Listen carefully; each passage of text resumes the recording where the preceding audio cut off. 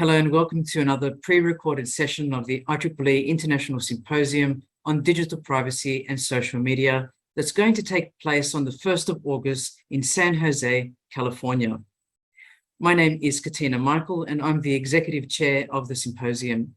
I'd like to begin by acknowledging the main technical sponsor of our event, the IEEE Consumer Technology Society, for making this symposium possible.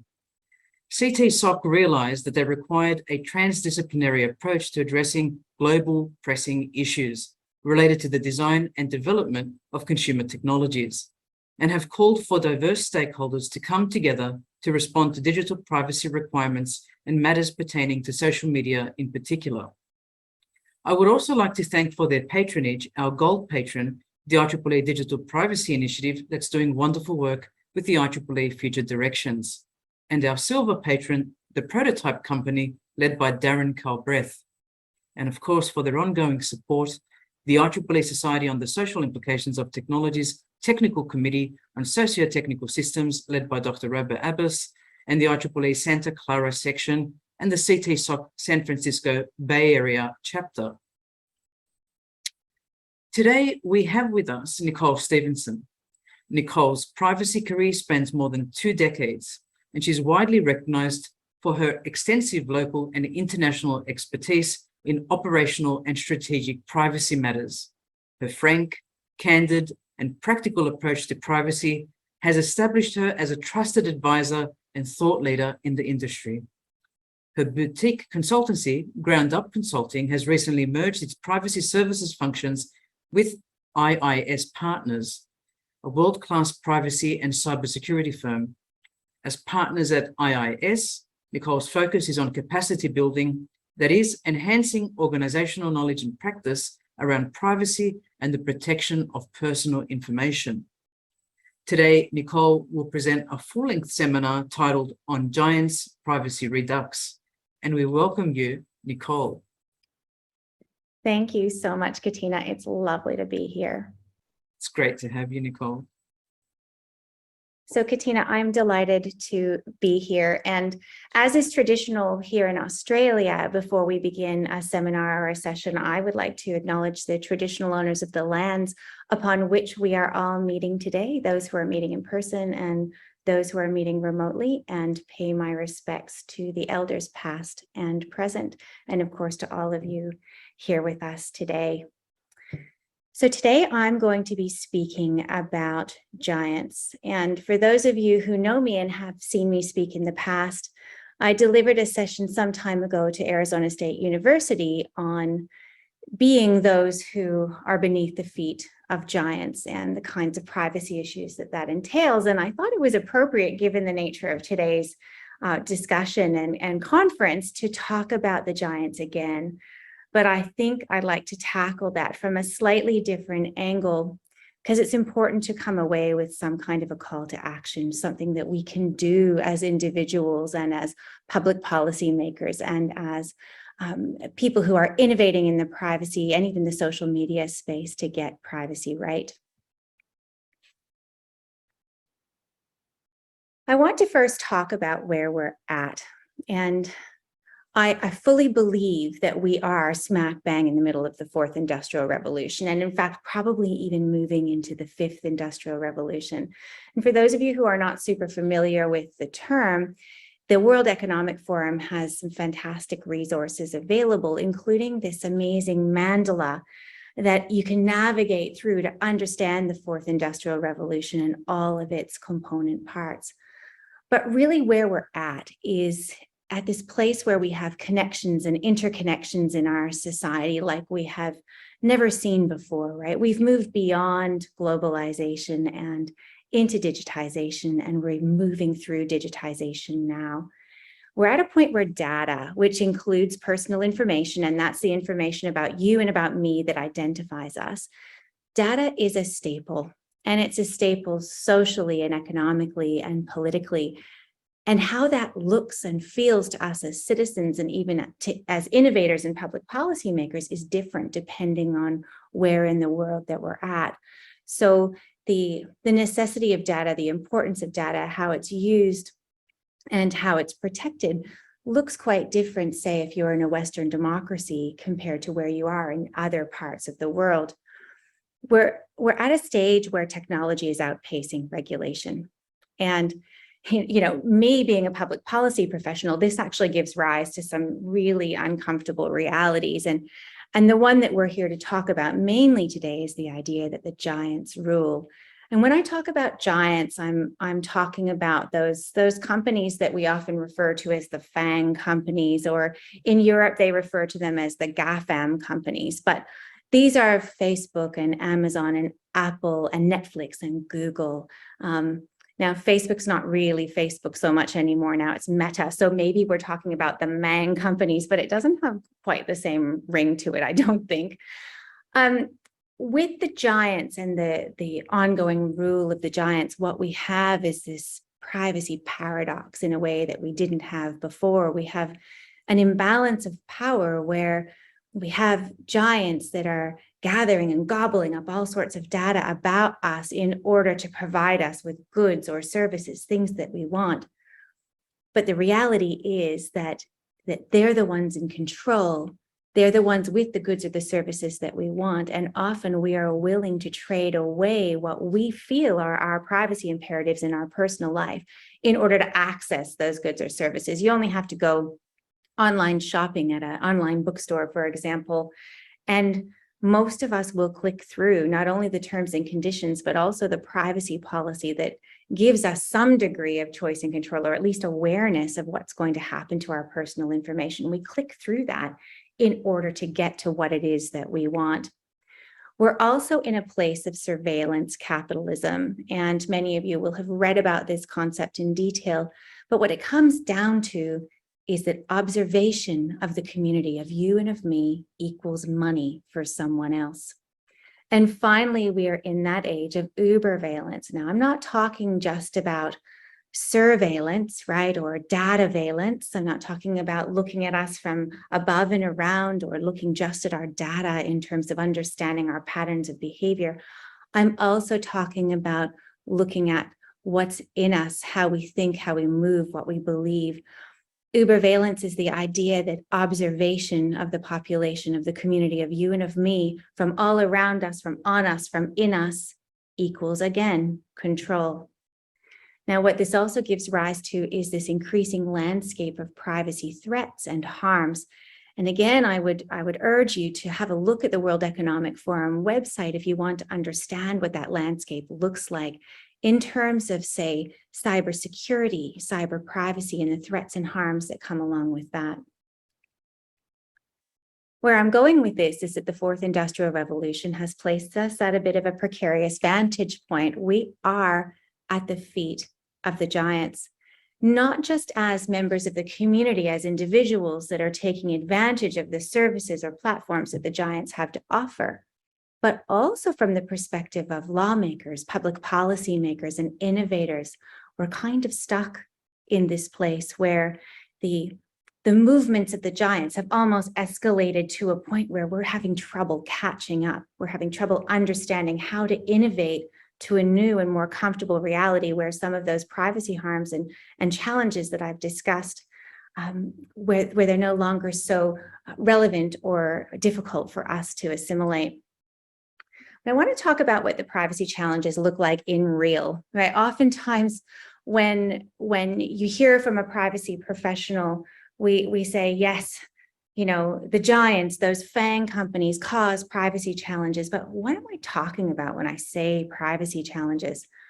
Well, I'm talking about the fact that we have now got a broken or at least inconsistent privacy barometer in society. And what I mean by this is that depending on who you are, your age, where you live, the social constructs that you live within, the political system that you live within, how engaged you are with technology or not, how comfortable you are with technology or not, all sorts of factors mean that we have a variable meaning or understanding or expression of importance when it comes to privacy in our own lives.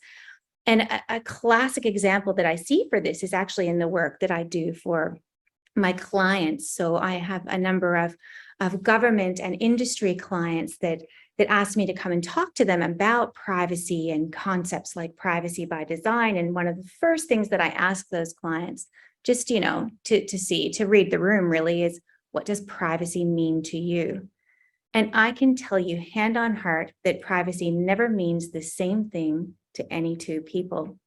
And in the context of program development or innovation, public policy development, if all the people in the room have a different sort of threshold for what privacy means to them, it's actually really, really difficult then to take privacy as a concept and import it into our programs and our projects and deliver those in a consistent way and in a way that's consistent with community expectations, right? So things are broken there. We don't really seem to know what privacy means to us anymore, whether it's in terms of our territorial privacy, right? The space that we occupy, or our health privacy, or our communications privacy, or, the biggie, information privacy, what's known about you and about me and that identifies us. So along with that kind of broken or rusty barometer, we also have a trust problem. So we have growing community distrust of technologies, especially those that are deployed by governments. And we see this all the time in terms of technologies like facial recognition. And we only have to look at recent days in the media in Australia, with Choice magazine uncovering that some key Australian retailers have been deploying and using facial recognition technology without the knowledge or consent of those that are entering their stores. And right now we have a privacy commissioner investigation on that very topic. We also have an aliveness within the community to those freemium platforms. So social media in particular, where people don't have to pay to have access to the platform, but they kind of do pay, right? They pay with data being the commodity, the data about them being used for various purposes of the social media platforms and then on-sold in order to provide targeted advertising back to the individuals.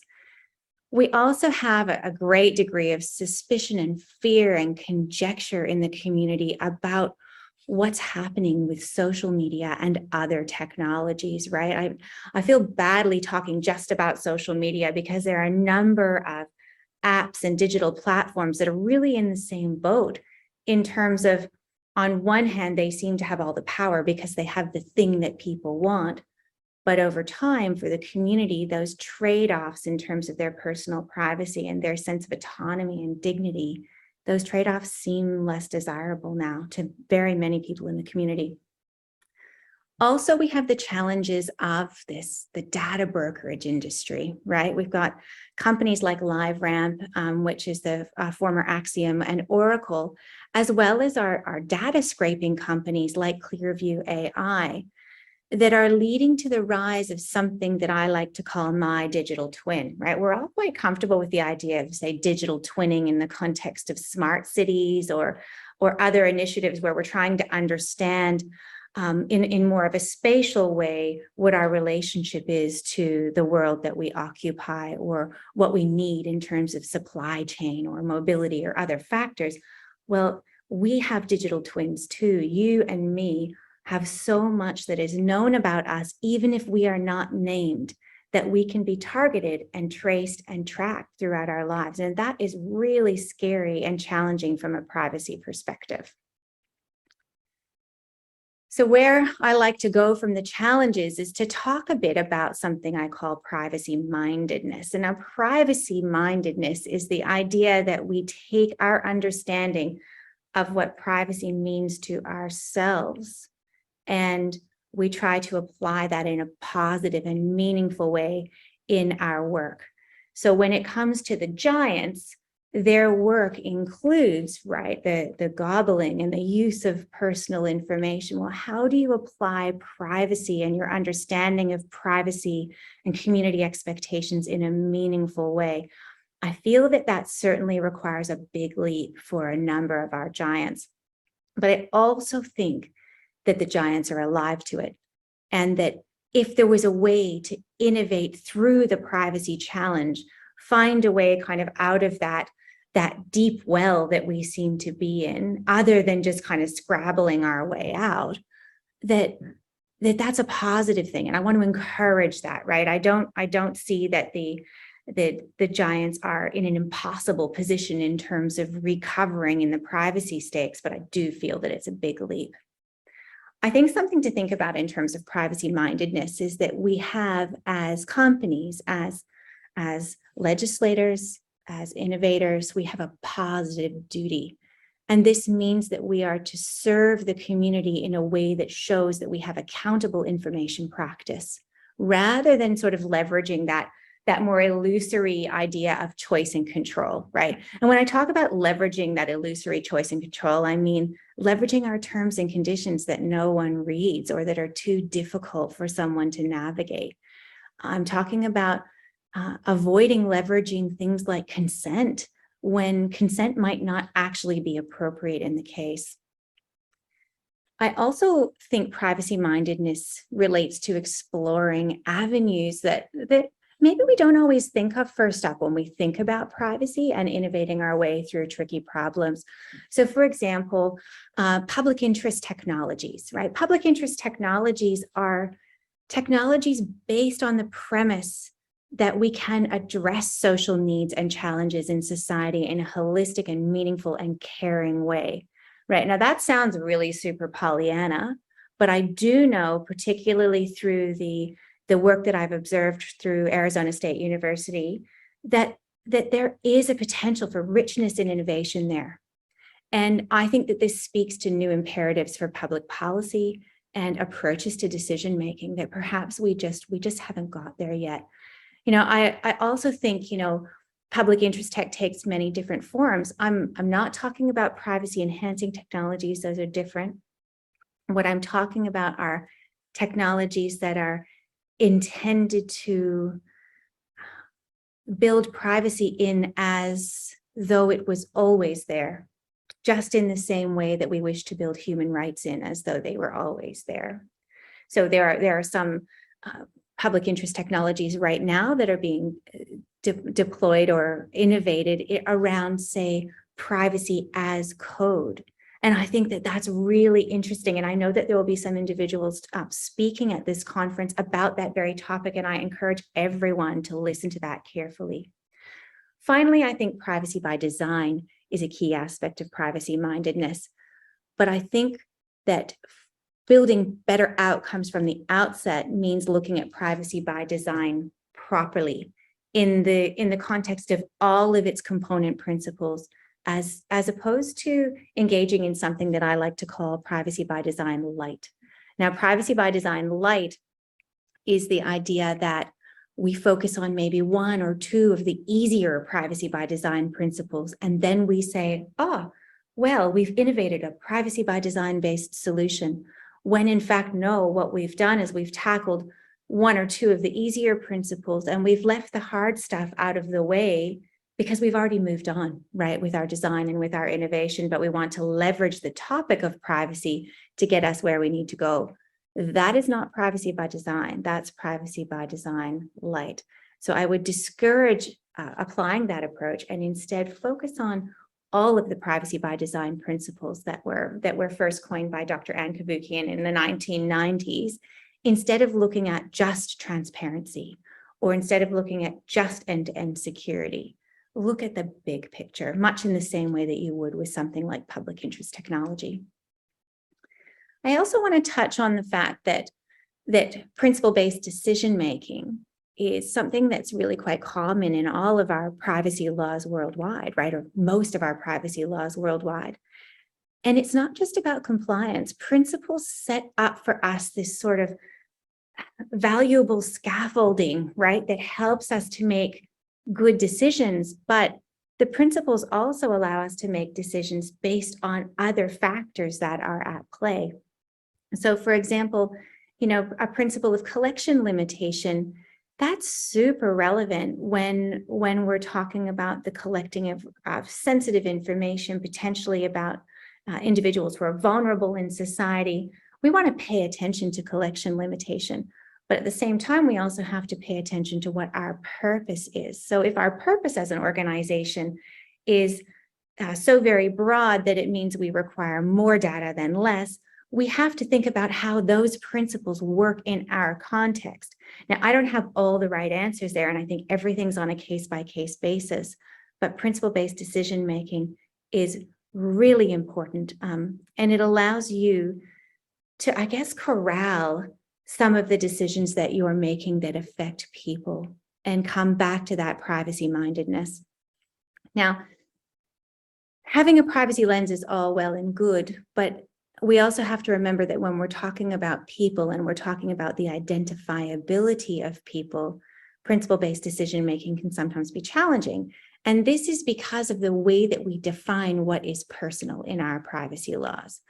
So I believe that in order to do principle-based decision-making well, we do actually have to change the narrative and the regulation around personal information to include the concept of individuation. So you know how earlier I spoke about the data brokerage firms and the idea of having my digital twin? Well, my digital twin doesn't necessarily name me and doesn't necessarily directly identify me, or maybe not even indirectly identify me, but it does still allow for me, based on patterns and preferences, to be targeted and traced and tracked. Now, it's really important, particularly in that data broking context, for giants to be alive to the idea of identifiability and individuation and take proactive privacy steps to address that. Okay, so where do you start, right? So I've just talked about our problems, and I've just talked about a couple of, fancy Pollyanna level ideas. We need to combine what we know about good privacy and then add a dash of good decision-making. And you see a number of privacy commissioners around the world talking about this now. And the Canadian Privacy Commissioner is actually particularly vocal in this space. And I'm sorry I haven't provided a link to it here, but I read an article today on LinkedIn where the discussion was basically around, look, let's not let the giants blow up the world. Let's add good decision-making to all of these discussions around privacy so that we can arrive at good outcomes for our community. And I do believe that, look, like general life skills, right? Strong principles are transferable across sectors and across technologies. And I've given a list of those principles here, and they include things like understanding your legal authority and being conscious of necessity and proportionality, purpose limitation, and so forth, when we're making our decisions around technologies and bringing different platforms to the community. So, I mean, I think the elephant in the room, or the burning question here is, well, what about those guys, right? What about those FANG companies who are already far down the track in terms of privacy, in some cases, good privacy, and in many cases, not so good privacy? Is it possible to make good decisions after the fact? Is it possible to claw our way out of that well and provide good privacy outcomes for the community when the community is already so far down the track that they've possibly forgotten what good privacy might look like for them? I think yes. I think that even where privacy hasn't been designed for at the outset, privacy principles still do offer valuable scaffolding for us going forward. And we can choose at any time to take those principles on. Now, it might require, some heavy hitting discussions with the C-suite, and it might require some resourcing, some additional funding, but it can be done. What I'm getting at here is that it's about a choice, and where our giants are choosing not to make new decisions in relation to privacy and just continue with the old, we're not going to move forward. So that too is part of my call to action today, is that we have to make different choices, because we do have a say in the world that we want to live in the future. And again, touching on privacy mindedness, it's not just about compliance with privacy principles, laws, the worldwide. It's actually about using privacy mindedness and even privacy maturity and understanding where we're at to determine how able we are to comply with privacy rules on one hand, but also how able we are to engender trust of our community. So before I close, Katina and all, I would like to talk about my why. So I'd like to give you just a little bit of an anecdote, a personal anecdote, so that you understand why this issue right now is so important to me, why getting things right and taking advantage of opportunities to change matters. So this lovely lady on the screen is my paternal great-grandmother, and her name is Maria Theresia Franzen. And although you might think that Maria Theresia is an Italian name, in fact, it's a Dutch name. So Maria Theresia came from the Netherlands. And when she was about 10 years old, she and her young sisters were put on a ship. And the ship was run by a company called Dr. Bernardo's Homes. And they were put on a ship to Canada. And they were put into indentured servitude for Canadian farming families. So basically, they were moved from one poor population into a new poor population, and they were used as child slaves. And Maria Theresia didn't like that. She was a woman ahead of her time. She wanted to do something good, and not just do something good for the world, but do something good for herself. She wanted her and her sisters not to live the life that they were sent to Canada to live. She wanted to be different, to succeed, and in her way, claw her way out of that well. So after a time of servitude, she and her sisters ran away, and she made her way to Montreal in Canada and found a job at a hospital. Now, it was still a job of service, but she was serving people. She was serving people to help make them healthy, and she was getting paid for it, right? Which is a lot different than what was happening on that farm that she was at in Ontario. And after a period of time, she ended up meeting my paternal great-grandfather, who had also been a child on one of those ships and who had made a wonderful way for himself in Canada. They had a family, and she retired, a wealthy, happy woman by the seaside, right? She's got a great story at the end of all of it. But some of you might see today, I've got a set of pearls on. Now, these were Maria Theresia's pearls. And I don't know how she came by them. I don't know if she bought them for herself or if my great-grandfather bought them for her or if she inherited them. But they always remind me that we have an obligation to remember the past and even the mistakes of the past in order to move forward. And they also remind me that we all have an obligation to change the world that we're living in if we don't like it. If it's not serving us, we have an obligation and an opportunity. So my message today, my final message is this: we all need to do instead of languish. And as we're moving through the fourth industrial revolution and now into the fifth, the pace of innovation and technology is dangerously close to getting beyond us. Privacy is an opportunity to make good decisions in the collection and dealing with personal information. And it's an opportunity for our giants to get it right in accordance with the law and community expectations. And just like my paternal great-grandmother, privacy offers an opportunity for us to seize the good work, to do good things, to improve our society, as opposed to continually taking from it and enslaving it in various different ways.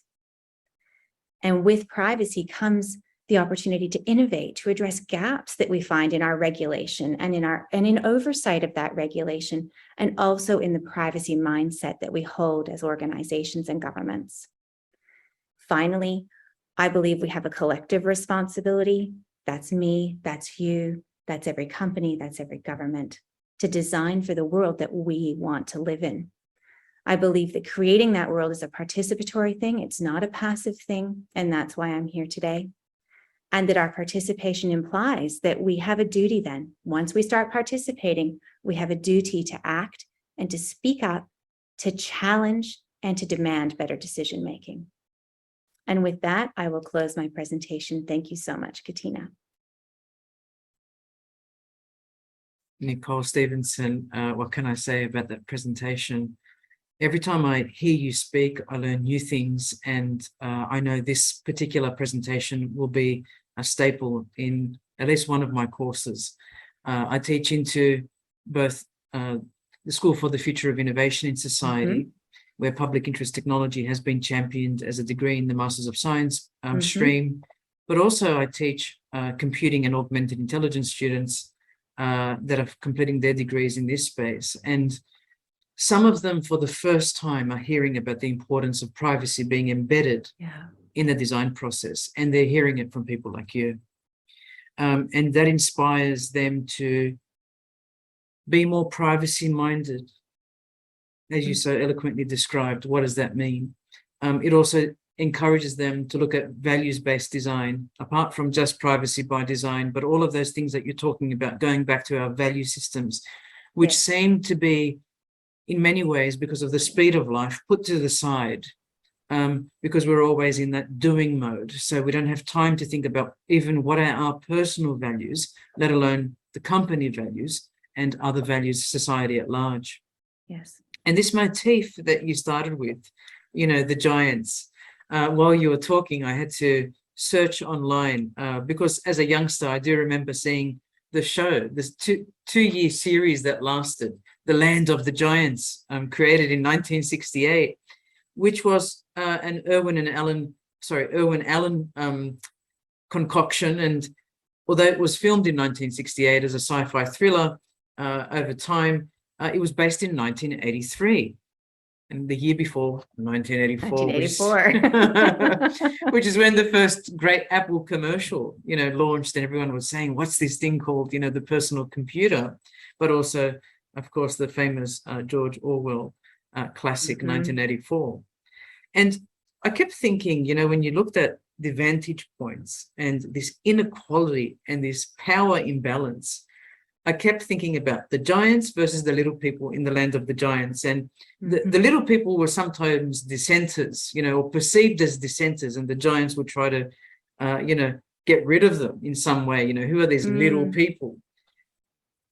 And I often wonder, Nicole Stephensen, whether giants actually perceive themselves as being big people, you know, and whether employees in organizations that we refer to as big tech actually perceive themselves as giants, or the corporation is a giant. But this motif, you know, I know our problems today are monolithic in some way, but they're not impossible to respond to.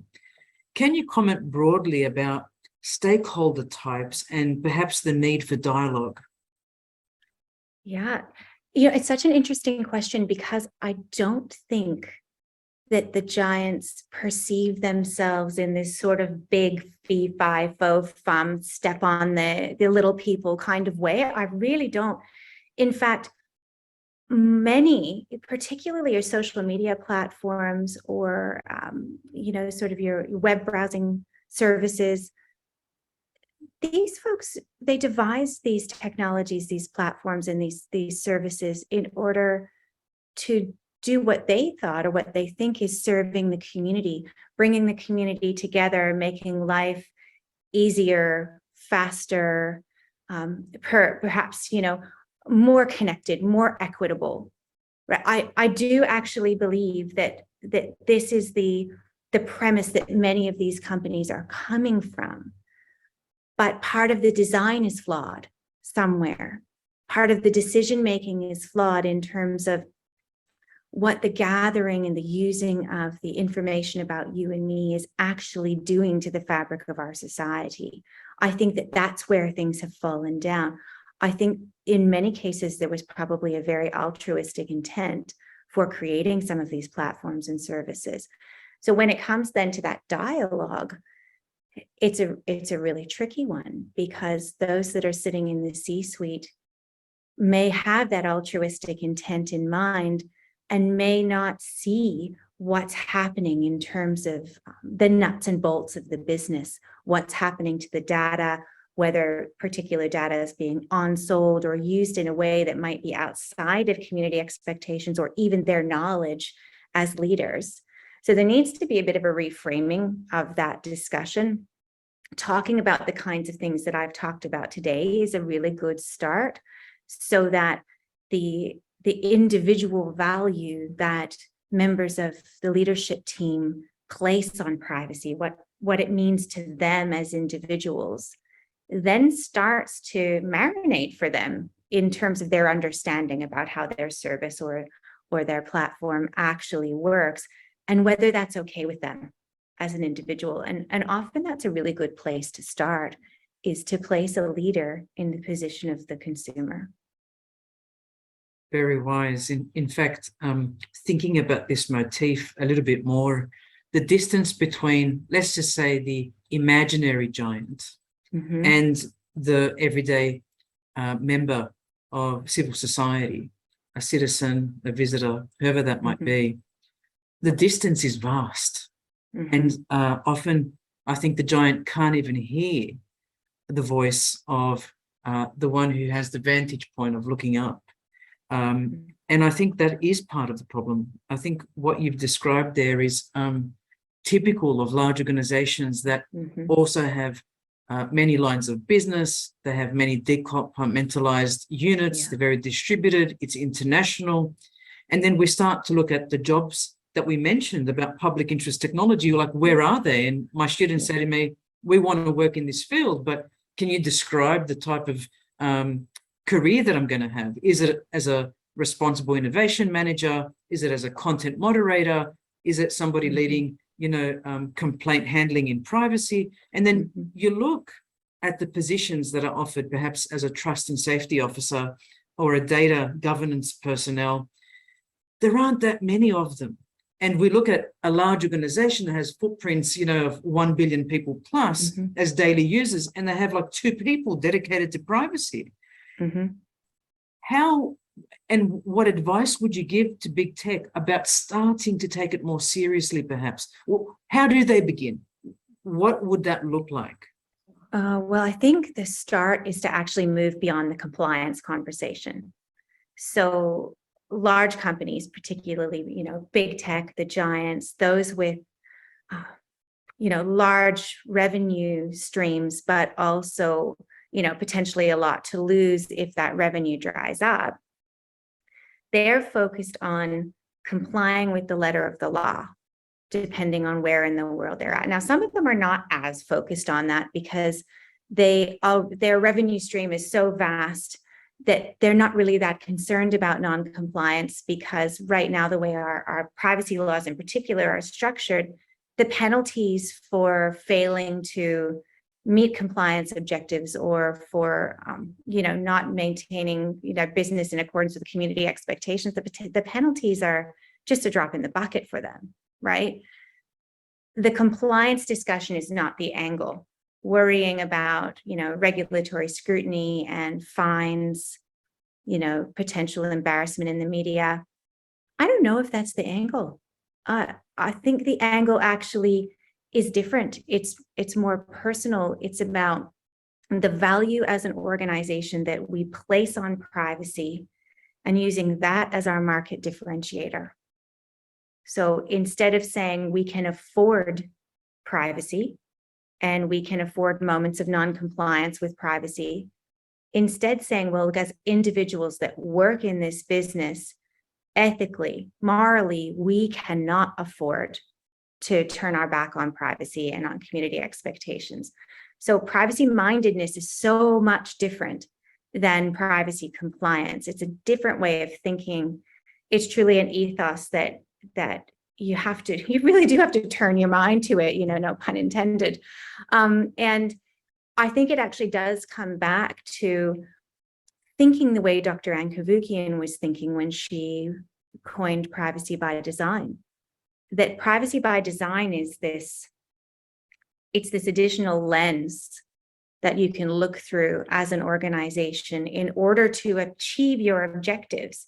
And your objectives aren't always compliance objectives. Your objectives may be that you want to be seen as the best in the industry. You may want to be seen as the most trusted custodian of information in the industry. If those are your objectives, then using that additional lens and deploying your own privacy mindedness, I believe, can get you over that hurdle. And this isn't just sort of Nicole's bright ideas here. This is actually work that we at IIS are deploying with our organizations and government customers, and we're having success.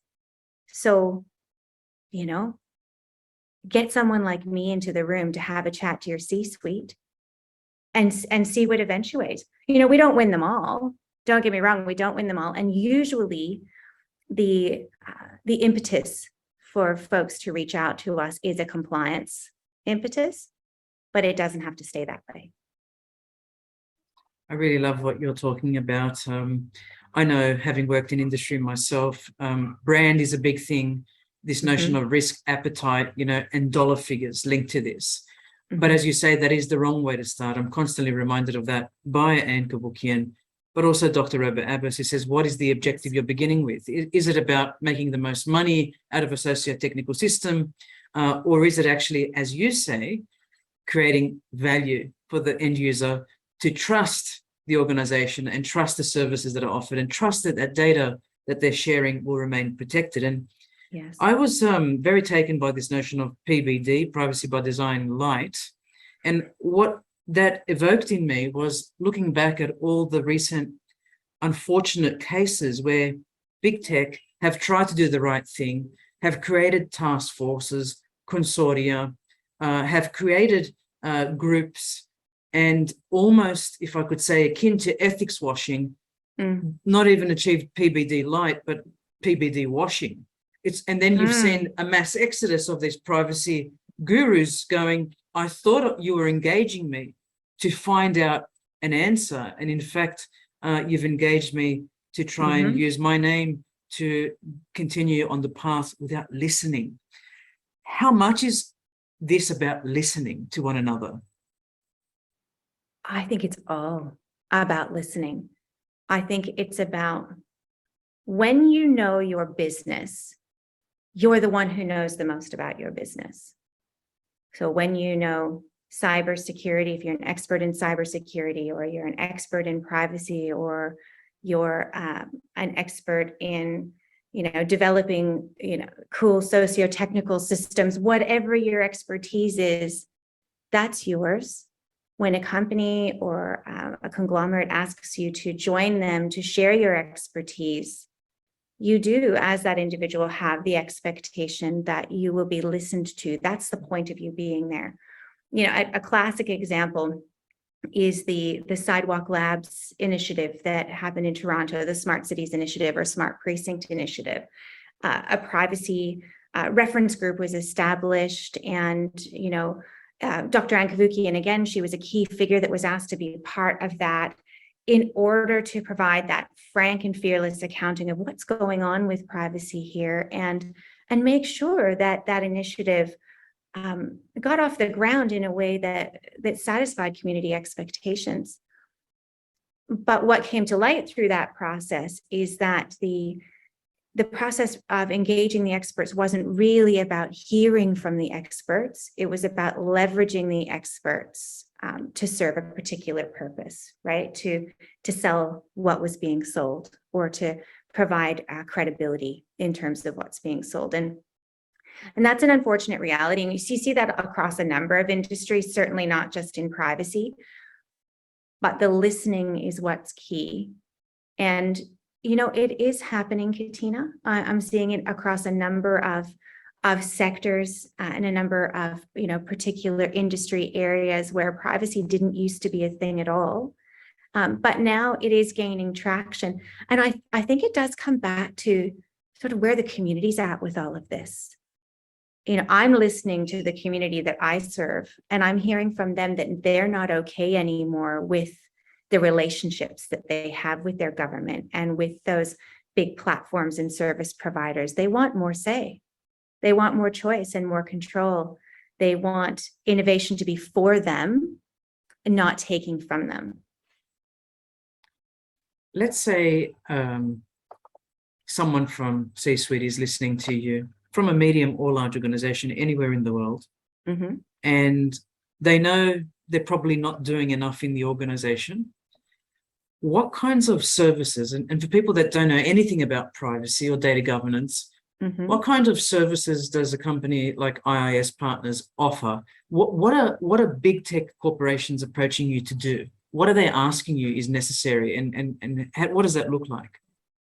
Well, so the low-hanging fruit of privacy consultancies is something called a privacy impact assessment, which is what a number of those attending will be familiar with. A privacy impact assessment is a type of a risk analysis, a due diligence exercise that has a look at a project or an initiative from a privacy perspective and kind of picks apart those areas where a risk to the individual or a potential harm to the individual could exist and suggests risk treatments. But a privacy impact assessment happens down the track. And it happens at a time when decisions have already been made in relation to a project or an initiative. And then the privacy advisors are coming in and trying to sort out the problems that have been built in or in a way designed into that project or initiative. So a service that we prefer to provide up front is that privacy by design service. Get us in at the outset of whatever it is you're building, whatever your initiative is. Let's have some discussions. Let's talk strategy. Let's talk about your values, what it is you're trying to achieve, and work to design privacy into that, whatever it is from the outset. In order to do that well, though, there's also a need for organizations to understand sort of what's their capacity to be compliant with whatever privacy rules they do have to adhere to in the design and the deployment of whatever it is that they're doing. So something that we offer that I'd really love to do is maturity assessment work. So understanding where on a scale of 1, which is ad hoc, to 5, which is expertly well managed, what does privacy in that organization or in that government entity look like? And where are the gaps, and what are the opportunities to fill those gaps so that that maturity can grow over time? And I've found that where maturity is higher, what you also have is that greater degree of privacy mindedness. So it's almost like the message starts to percolate, but instead of percolating down like when you make a cup of coffee, it's more like the message sort of, it's like it evaporates up or gets sort of sucked up into the organization and just becomes part of everyone's way of doing things, part of the organizational DNA. So yes, that maturity work is probably my favorite thing. Many people believe issues like privacy stifle innovation, Mm-hmm. but by bringing it to the fore and embedding it in the innovation process, particularly with startups, do you believe it actually sparks dramatically new, sort of revolutionary or breakthrough technologies? Can you comment about what you've experienced right at the startup stage? Startups are probably my favorite area of work in terms of, because they're across all these different sectors, right? Different industries, different applications. They serve different elements of the community. Sometimes they don't serve the community at all, but they might serve another, sort of an organizational group or part of industry. What I love about startups is that they don't have any bad habits yet, right? So it's like it's like waking up to a fresh day where you have the opportunity to make it whatever you want it to be. And where startups are engaging us early, we have the opportunity not just to help them build the kinds of privacy programs that serve them in terms of, the ability to comply long-term with whatever rules apply to them, but also that serve the community or sector that they wish to serve in a manner where they're seen as a trusted custodian of personal information right out of the gate, right? And that's not just having, your policies and procedures and all that sort of privacy window dressing. It's about growing the capacity of everyone that works in that startup, whether it's 2 people or 500, to think about privacy as part of their day-to-day, right? That the first question they ask in relation to any program or initiative is, what about privacy? And that happens with startups. And the ones that I've had the pleasure of working with personally, I'm very proud of where they've come. And all of them have every right to say that they work with privacy by design, that they design privacy into what they're doing. And they've learned how. So yeah, it's incredibly gratifying. That's really, really special to hear. And for the larger organizations now going away from startups, you started your conversation and your presentation noting interconnections. And for us, interconnections usually mean meshed networks, complexity. And when you have these big tech corporations that may have 150 to 300 partners or alliances, how does privacy, we talked about it percolating up, you know, but how does it spread and how is it meshed with partners that organizations have? And what do you do about that? Where are the boundaries when we talk about privacy? I don't think we do that very well, that sort of octopusing thing with privacy, you know, where you might have a very dedicated or motivated privacy person in one company A, but the vendors and subcontractors that service that company may not have that same degree of sophistication or care factor. So there can sometimes be a challenge. I see this in a city's context where you may have a city with a tech objective or an innovation objective. You know, they want to be part of that sort of smart cities crew. And local governments that are in that space engage in public-private partnerships, and those private sector partners that they engage with usually have a variety of suppliers, vendors, subcontractors, consultants that work with them in order to provide whatever it is that they're bringing into that partnership. And I see those challenges firsthand, where you may have quite a dedicated privacy person saying, well, look, we need to make sure that we ensure that if someone asks for access to information we hold about them, right, where they have a right to that they have set up that relationship with that private sector partner and all those vendors that on flow in order to truly satisfy a request for access to information. So that's just one small example. It's tough.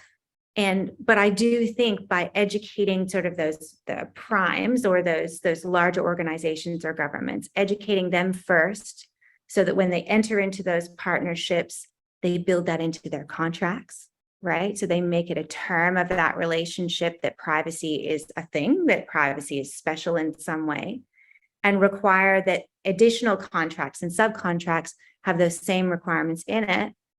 You start to, using just one administrative tool, get the message out there. So I hope that answers your question. It does. It does. And it leads to a comment you made about collective responsibility. In this case, we were talking about sort of that value chain of an organization and its partners and its subsidiaries potentially.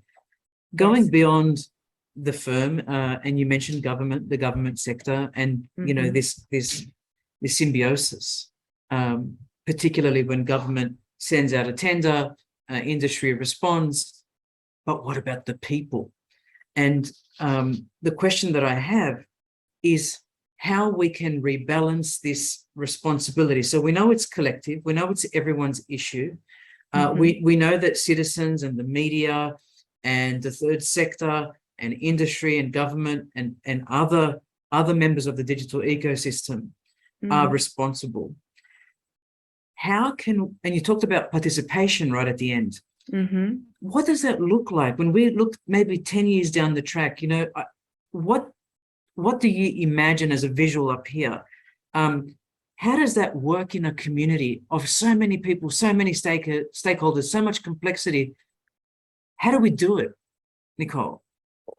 Well, look, I think there's an opportunity for co-design here that maybe there wasn't, you know, years ago. Maybe we didn't have that sophistication in terms of the privacy landscape that we're actually living in, where regulation begins and ends, and where our opportunities are as innovators to design for solutions that serve us as a company or a government, but also that community that we serve. I have seen examples of co-design in again, a city's context. And I come back to cities quite a bit because I think that there's an openness with our local governments, or some of them, to just try new things. And they have a level of connectedness to their community that some other types of organizations don't, because they're often right at the coalface.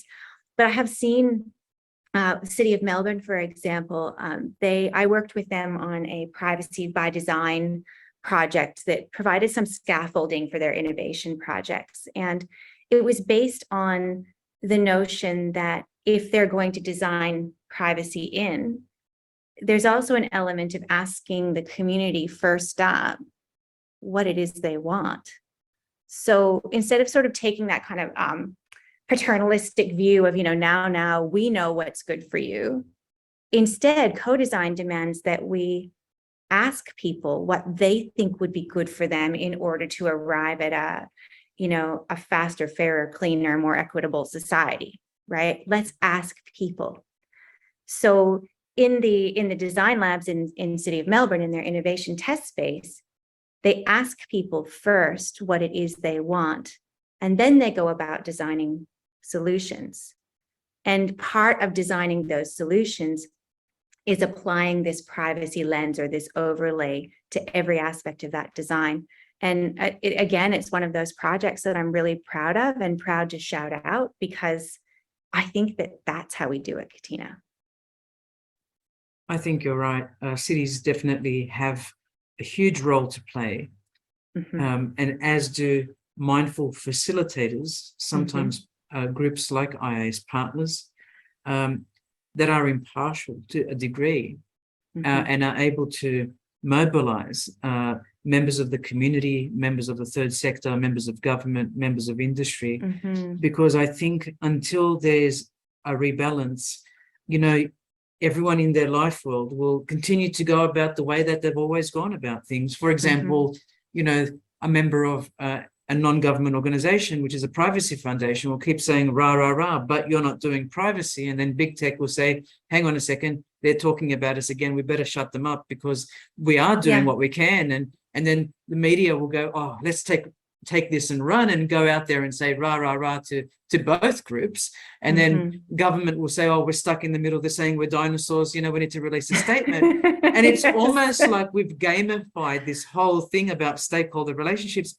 And we need to get more serious here to have that dialogue, because if we're all sort of in the crossfire accusing one another of X, Y, Z, it'll just perpetuate. And we've got a ceasefire perhaps. And I will say, having been in situations, Nicole, and I'm sure you have too, when industry set the agenda and there is no room for other people to add to the agenda, it's almost like you turn up to a user conference and the user conference is a talk fest about the latest innovations rather than the real problems beneath the surface. And so I don't want to see the smoke screen. I want us to be open and honest about what's happening.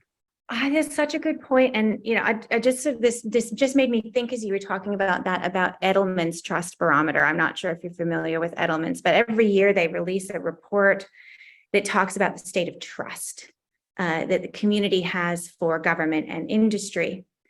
And a couple of years ago, there was a really kind of interesting, I don't want to say it's an anomalous finding because it wasn't, but the community was concerned in relation to privacy and security that government wasn't doing enough to regulate in this space. And the report sort of touched on the trust problem that I raised earlier around that power imbalance between the individuals and the platforms and service providers that they're using. And what came out of the report that I read, though, was really interesting, and that's that the community was more confident that industry would get its act together first, and that industry would lead the way in the privacy and cybersecurity stakes because regulators take so very long to regulate.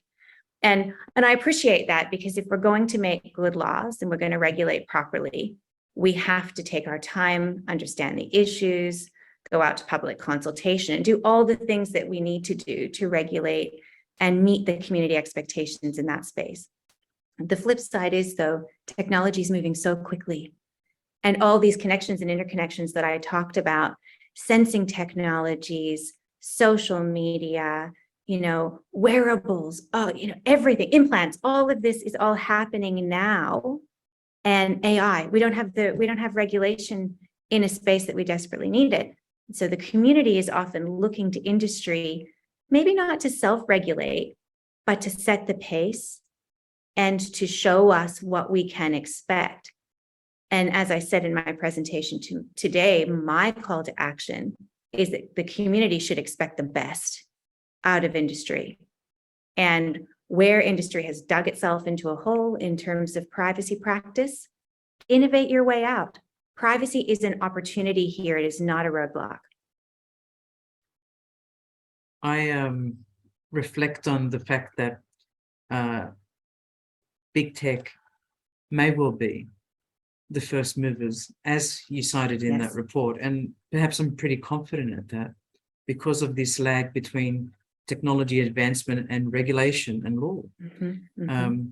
Almost some kind of response there to a regulation or self-regulation, or somewhere between self-regulation and co-regulation, soft law becoming hard law perhaps over time. But I take away today the ideas of privacy mindedness, of principles, of good decision-making, and the hope that we are moving in the right direction.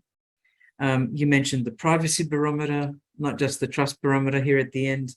And I've got all these amazing notes from your presentation, individuation, this notion of social, economic, political aspects and perspectives. You've really given us such a comprehensive talk, choice and control, terms and conditions, all of this on my notes here. And I hope people listening will gain as much as I have gained this evening. But as we leave, I've asked this question of all our pre-recorded interviews. And here's my question. Okay. If you had one message for Silicon Valley, what would it be, Nicole Stephensen? That Silicon Valley has the opportunity to do wonderful work that serves the community and elevates privacy from just a good idea to something that we do every day. Well, Nicole Stephensen from IIS Partners, you've really spoiled us today. This amazing presentation was pre-recorded for the IEEE International Symposium on Digital Privacy and Social Media. If you're interested in what you heard today, please register at the following website. And if you'd like to learn more about the symposium and all of the sponsors and key supporters, please visit any number of these links: the IEEE Consumer Technology Society, IEEE Digital Privacy Initiatives, the IEEE Society on the Social Implications of Technology, and the IEEE Future Directions Committee, as well as our chapters and sections within Silicon Valley.